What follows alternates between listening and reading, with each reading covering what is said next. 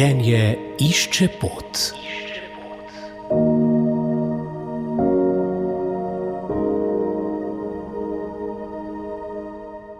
Dober dan in lepo pozdravljeni. Tudi danes je moj gost, višji svetovalec za razvoj in varnost prometa Matej Korošak, govorila pa bova o varni vožnji v poletnem času. Ravno minuli teden smo lahko prebrali, da sta dve mlajši odrasli osebi v Kopru na parkirišču pustila v zaprtem vozilu mladoletni osebi. Zaradi pregretosti so ju morali odpeljati v bolnišnico. Vabljeni k poslušanju pogovora. Tako najbrž si to tisti, ki tega niti še ni poskusil, ne more predstavljati, morda bi komu pomagalo, da bi se sam usedel v avto in poskušal, koliko časa lahko zdrži pri zaprtem avtomobilu, preden bo pustil otroka notri tudi samo za 1 minuto. To je resnično treba vedno znova ponavljati, ker se vsako sezono zgodi, če ne v naši državi, pa v naši bližini, kakšen tak tragični dogodek. Seveda pa moramo poskrbeti, gospod Matjaž Korošak, tudi za živali. To mi prihaja na misel, ki jih prevažamo v naših avtomobilih, kombijih, avtodomih. Tudi živalim je vroče. Kako jih varno voziti, ohladiti v avtomobilu? Ja, tudi živalim je vroče in seveda predvsem mora biti žival, predvsem govorimo v največkrat ob vseh varno privezani z posebnim varnim pasom ali pa v varno pritrjenih pasih, boksih. Vsekakor, če imate žival, so smiselni postanki še bolj pogosti, tudi v tem primeru naj bo postanek malo daljši, da si lahko pes ali recimo domača žival ravno tako odpočije. Za žival je takšna daljša pot zagotovo stres in tudi zato je primerno, da je žival varno spravljena v boksu ali pripeta, tudi zato, da v nekem trenutku stresa ne bi zmotila voznika, kar bi imelo seveda še večje oziroma bolj tragične posledice. Pa še moje zadnje vprašanje, kako pa je glede tega, ali puščam avto na soncu ali v senci, ali avto bel ali črn, ali so tu kakšne bistvene razlike pri pregrevanju avtomobila? No, vprašanje je seveda resnično na mestu.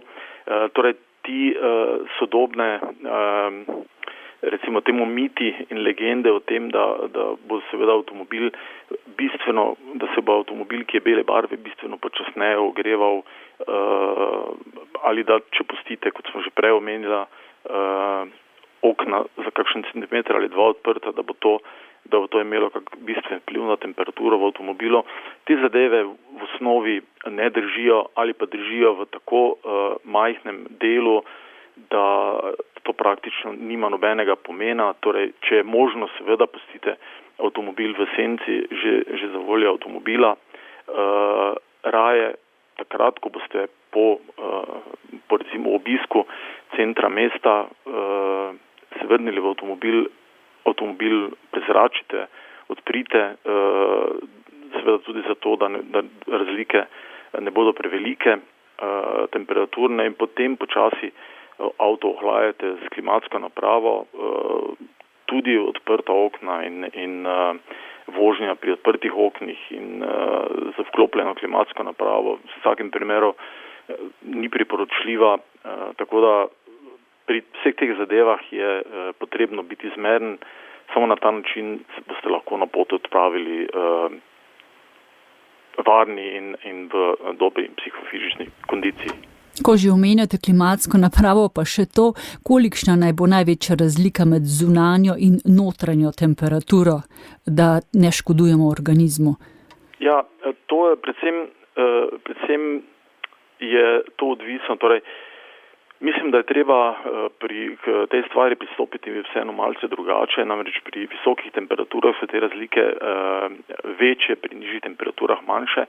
Bolj pomembno pa se mi zdi, da je piš zraka, torej zračni piš iz zračnikov v avtomobilu vedno usmerjen stran od telesa, torej sploh pri daljši vožnji, torej nikar ne usmerite zračnega piša na nepokrito kožo. Če boste vozili dlje časa in bo klimatska naprava delala z polno močjo, je mogoče smiselno, da oblečete daljše rokave oziroma dolge rokave. Smiselno je recimo tudi spustiti senčnik pred voznikom, zato da se zračni tok obrne od glave levo in desno. In smiselno zniževati ali povečevati temperaturo v avtomobilu, predvsem takrat, ko se približujete cilju, postopoma, kakšnih 15 minut ali pol ure, preden boste na cilju, dvigujte temperaturo, kajti če je zunaj temperatura 35 stopinj Celzija, vi pa ste se odločili, da je za vas primerna temperatura v avtu 22, 23, 24 stopinj, bo ta temperaturni šok prevelik, zato je smiselno pred koncem potovanja za nekaj stopinj postopoma dvigovati temperaturo, zato da, ko boste stopili iz avtomobila na pregreto ozračje, da ne bo šok prevelik. Tako, varnost in zdravje ne bosta vedno na prvem mestu. Gospod Matjaž Korovšak, višji svetovalec v sektorju za razvoj in varnost prometa, hvala vam za te koristne napotke in upajmo, da jih bo čim več ljudi slišalo in seveda tudi upoštevalo. Srečno pot. Hvala tudi vam. Življenje išče pot.